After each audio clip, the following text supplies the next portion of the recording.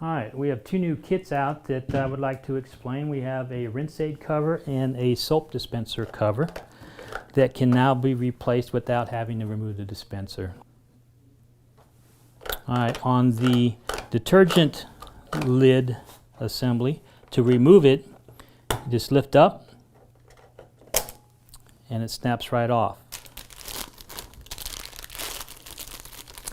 The kit consists of a new lid, gasket, and spring assembly.